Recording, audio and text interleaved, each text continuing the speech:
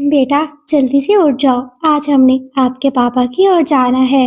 मम्मा, क्या सच में आज हम पापा की तरफ जाने वाले हैं? हाँ बेटा, जल्दी से जाकर नदी पर अपनी चोंच धो लो और कुछ सामान भी पैक कर लेना।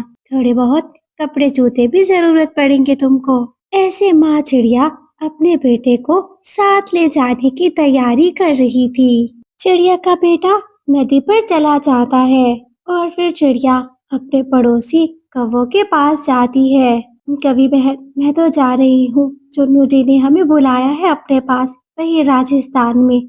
चिड़िया, राजस्थान में तो बहुत गर्मी होती है, देखो मर जाओगी, मत लेकर जाओ, तुम्हारा बेटा भी बहुत छोटा है अभी। कर ही क्या सकती हूँ, इनके पापा बहुत याद कर रहे हैं इनको, तो मैं कैसे बच्चे को एक बाप से दूर कर सकती हूँ।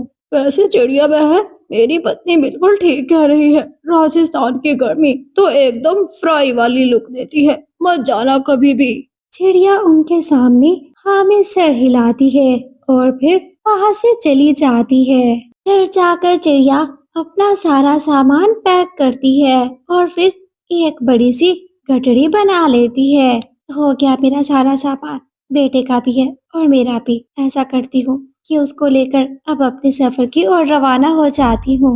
वो दोनों माँ बेटा राजस्थान की तरफ जा ही रहे थे कि उनको रास्ते में तोती आंटी मिल जाती है। तोती आंटी, हम पापा के पास जा रहे हैं। वैसे चिड़िया, ये तुमने अच्छा नहीं किया, अपने छोटे से बेटे को लेकर इतना दूर जा रही हो। मेरी बात मानो तो अपने बेटे को मत लेकर जाओ। तोती बहन, इनके पापा मेरे लिए तो इतने ज्यादा उदास नहीं होंगे, मगर अपने बच्चे के लिए बहुत ज्यादा उदास है, इसलिए उनका काम में मन लगा रहेगा। मैं भी चाहती हूँ वो बाप अपने बेटे को मिल ले। इसी तरह रास्ते में बुलबुल भी मिलती है। बुलबुल भी उनको वहाँ जाने से मना कर देती है। मम्मा, ऐसा क्या होगा राजस्थान में कि हमको सब मना कर रहे हैं? बेटा, राजस्थान में पानी की कमी होती है, वो सहराई इलाका है, हर तरफ रेत ही रेत होती है। मम्मा, मम्मा मैं नहीं जाऊंगा, वहाँ पर इतनी ज्यादा रेत और साथ में पानी भी नहीं होगा। मम्मा, मैं घर में रहता हूँ। बेटा, आपके पापा की कॉल आई थी, आपके पापा आपसे मिलना चाहते हैं, चलो हम अपने रास्ते की तरफ चलते हैं। दूसरी तरफ चुन्नू मजदूरी कर रहा था और उसका दोस्त टिंकू आकर उससे कहता है, यार आज तो काफी खुश लग रहे हो। हाँ, मैं काफी खुश लग रहा हूँ, आज मेरी पत्नी और मेरा बेटा मुझसे मिलने आ रहे हैं। अरे ये क्या कर दिया, वो तुम्हारी पत्नी तो रह लेगी, मगर छोटा बच्चा कैसे पानी के बिना सहरा में गुजारा करेगा। अरे कोई बात नहीं, मैं अपने बेटे को बहुत ज्यादा याद कर रहा हूँ, इसलिए मैं अपने बेटे को मिलना चाहता हूँ। एक बाप का प्यार, माँ की ममता छोटे से बच्चे को उम्मीद के साथ एक सहराई इलाके में लेकर जा रहे थे। रास्ते में चंपा चिड़िया को फोन आता है। रुक जाओ बेटा, मैं जरा देख लेती हूँ ये कॉल किसकी है। जब कॉल उठाई तो पीछे से चुन्नू जी थे। अरे आ रही हूँ ना, तो मैं अपने बेटे को बहुत ज्यादा याद कर रहा हूँ। हाँ हाँ, मैं लेकर आ रही हूँ। सभी पक्षी मना कर रहे थे, मगर मैंने सोचा एक बाप अपने बेटे को याद कर रहा है तो मैं क्यों ना उसको मिलवाने ले चलूं। बहुत अच्छा किया है, आज तो मेरा काम में मन ही नहीं लग रहा। इधर भी मुझे पक्षी मेरे बेटे के आने पर एतराज कर रहे हैं। छोटा बच्चा बहुत परेशान हो जाता है कि आखिर राजस्थान का मौसम कैसा होगा, बिना पानी के पक्षी वहाँ पर कैसे गुजारा करते होंगे। चिड़िया फिर से अपना सफर शुरू करती है और अपने बेटे को लेकर आगे आगे बढ़ती जा रही थी।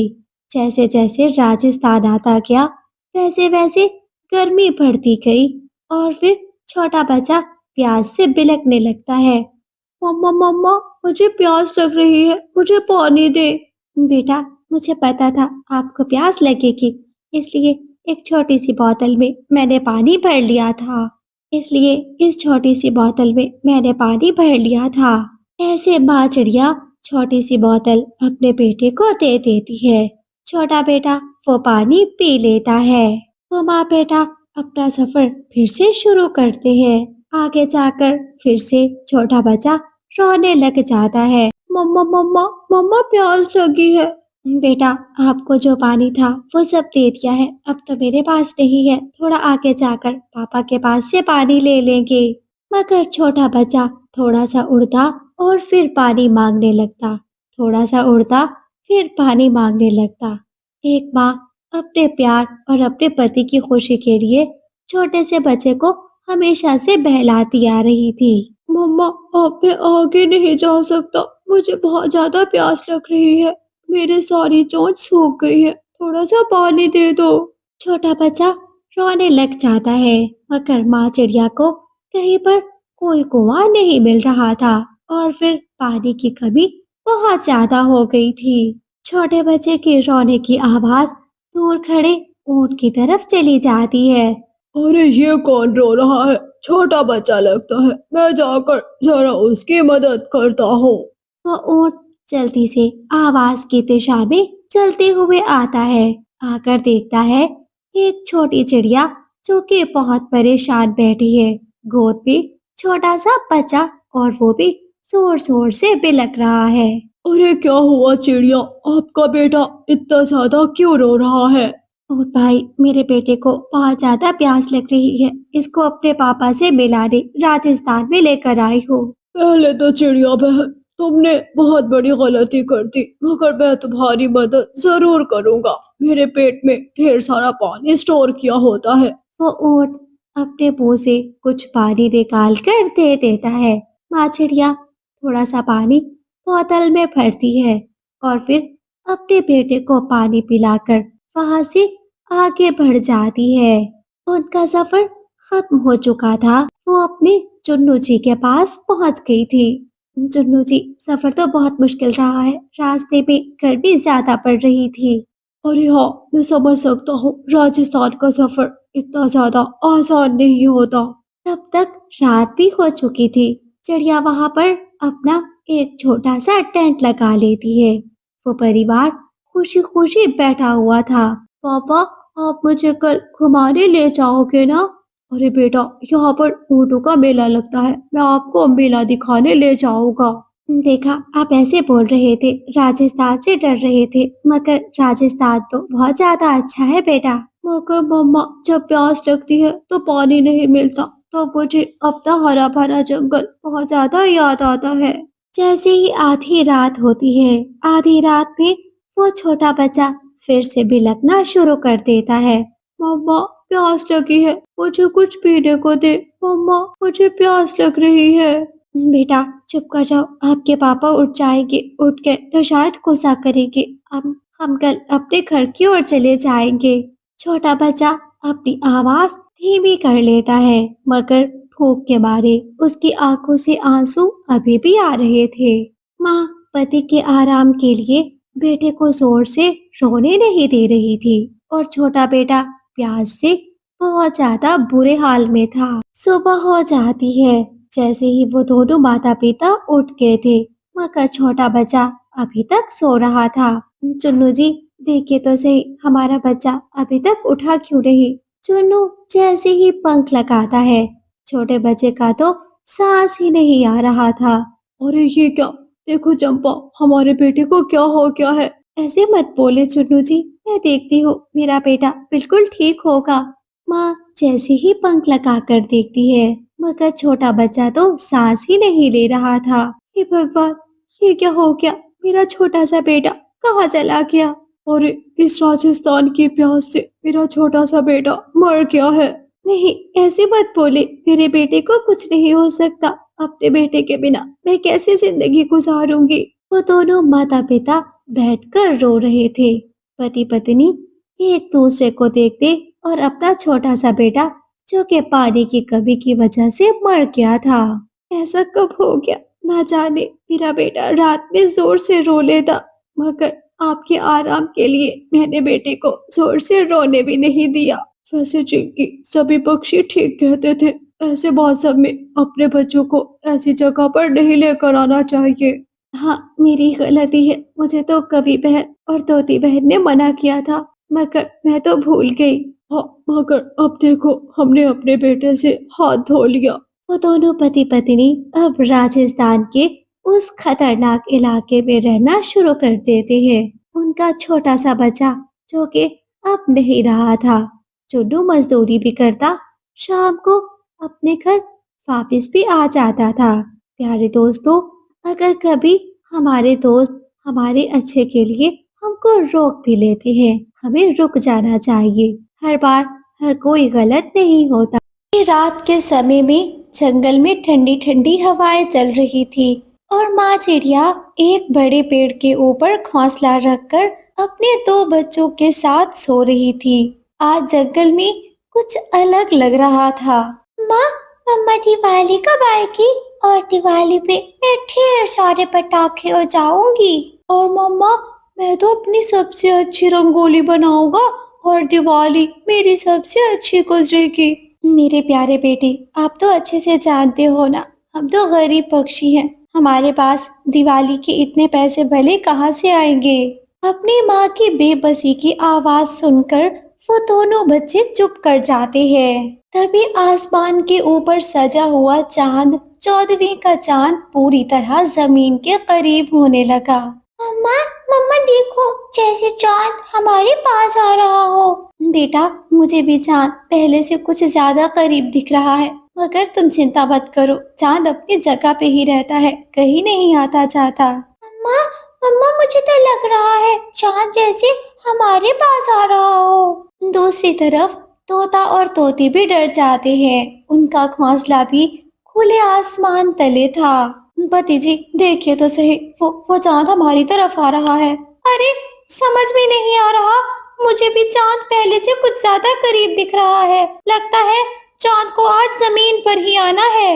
ऐसे करते करते चांद काफी करीब आ गया था। यूं लगता था कि जैसे आसमान गायब और हर तरफ चांद ही चांद हो। बच्चे डरकर अपनी माँ के पास आकर छुप गए थे। तभी चांद कुछ देर रहा और फिर गायब हो गया। बच्चों ये देखिए, ये तो कोई और चमत्कार है, चांद तो गायब हो गया है। दोनों बच्चे जब देखते हैं तो कहीं पर भी चांद नहीं था। हाँ मम्मा, चांद तो सच में गायब हो गया है। पता नहीं बेटा, ये चांद इतना करीब आकर गायब कैसे हो गया? शायद ऊपर वाले की कोई चमत्कारी होगी, बस सो जाते हैं बेटा। उस रात तो पक्षी खुद को बहला फुसलाकर किसी तरह सुला देते हैं। अगली सुबह जंगल में हलचल थी। कहीं दिवाली का कोई सामान बेच रहा था, तो फिर कोई दिवाली की शॉपिंग करने जा रहा था। मगर कुछ पक्षी रात के चांद से काफी डरे हुए थे। अरे चंपा बहन, मैं तो काफी डर गया था। यूं लग रहा था कि जैसे चांद हमें पकड़ लेगा, और मेरी पत्नी तो बेहोश होने लग गई थी। तोते भैया सच बताओ तो मेरे बच्चे भी बहुत परेशान हो गए थे। समझ नहीं आ रहा था कि हम क्या करें। चांद तो यूं करीब आया कि बादल भी छुप गए थे। चलो ये एक और कहानी बन गई और हमारे बच्चे इसको आगे सुनाते जाएंगे। ये कहानी भी कभी पूर्वजों की कहानी सुनाई देगी। चिड़िया के बच्चे घर में तैयार होकर बैठे थे। मम्मा, मम्मा चलो ना, दिवाली की शॉपिंग करनी है। हाँ मम्मा चलो, मैंने पिचकारी लेनी है, मैंने ढेर सारी चीजें लेनी है। बेटा, मेरे पास कुछ ज्यादा पैसे नहीं है, कुछ चावल के दाने रखे हैं। मैं दुकानदार को वो चावल के दाने देकर जितना सामान आएगा खरीद लूंगी। अम्मा, हमारी दिवाली हर समय खराब क्यों गुजरती है? बेटा ऐसी बातें नहीं करते, दिवाली सबकी अच्छी गुजरती है। ऊपर वाला दिवाली की खुशियाँ सबको बराबर देता है।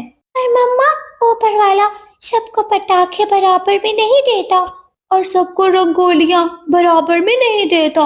बच्चे अपनी माँ से शिकवा कर रहे थे।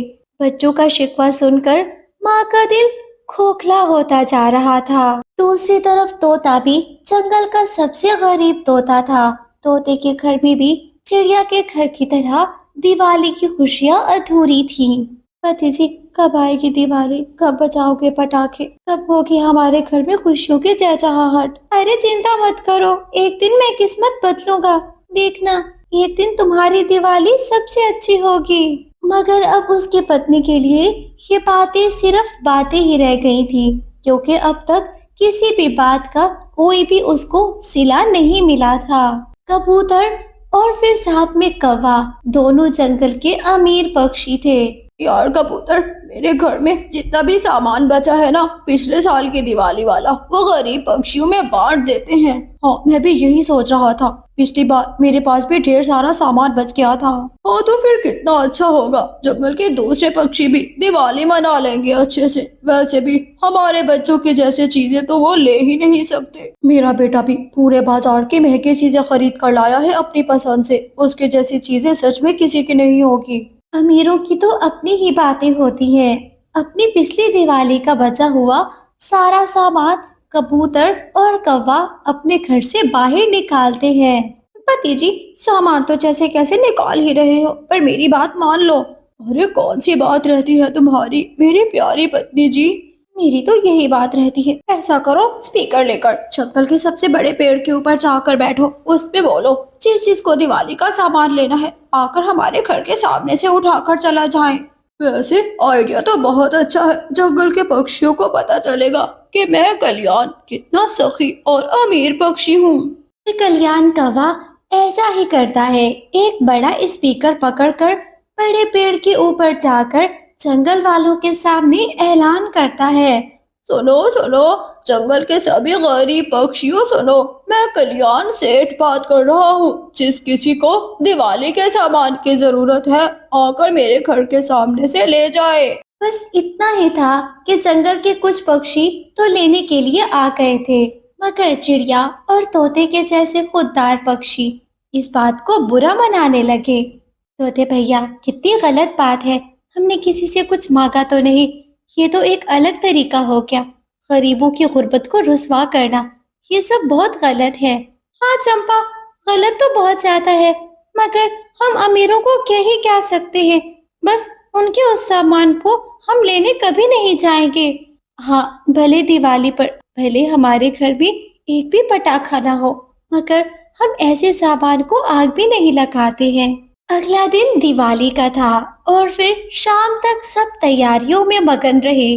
जैसे ही रात हुई तो फिर कबूतर का बच्चा साथ में कौवे का बच्चा ठेर ठेर पटाखे बजाने लगे और फिर उनके घरों की लाइट्स पूरे जंगल में जगमग कर रही थी।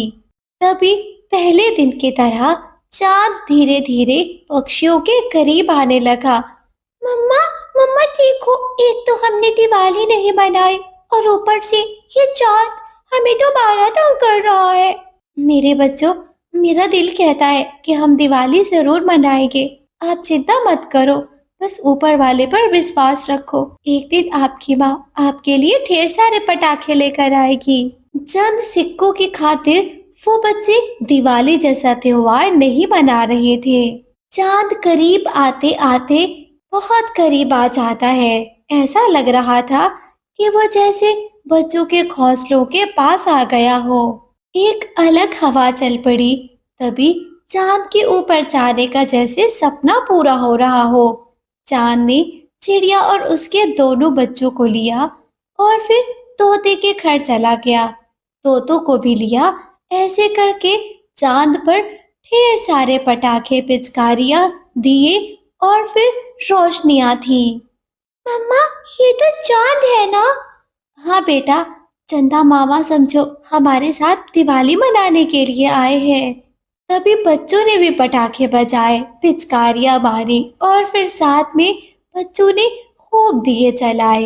वो रोशनी वाला चांद उनके लिए दिवाली वाला चांद बन गया था। चांद जाकर जमीन पर टिक गया। अमीर पक्षी भी देख रहे थे कि चांद गरीबों के लिए जमीन पर उतर आया है। पति जी, ये क्या है? मुझे तो चांद दिखाई दे रहा है। हाँ हाँ, मुझे भी चांद ही लग रहा है। लगता है इस बार गरीब पक्षियों के लिए भगवान ने चांद की दिवाली भेजी है। पापा पापा, मुझे भी चांद पर पटाखा मारना है। पापा पापा, जाने दो ना। मेरे प्यारे बेटे, मैं तो जाने दूंगा, पर वह चांद कभी भी हमें अपने पास नहीं आने देगा। जैसे तैसे फिर भी घमंड जाग जाता है। कबूतर और फिर कौवा अपना परिवार लेकर चांद के करीब आते हैं, मगर चांद हर तरफ कांटे लगा देता है। नहीं आओगे, ये दिवाली गरीब पक्षियों की है, जिनको तो स्पीकर में बुला बुला कर पुराना दिवाली का सामान दे रहे थे।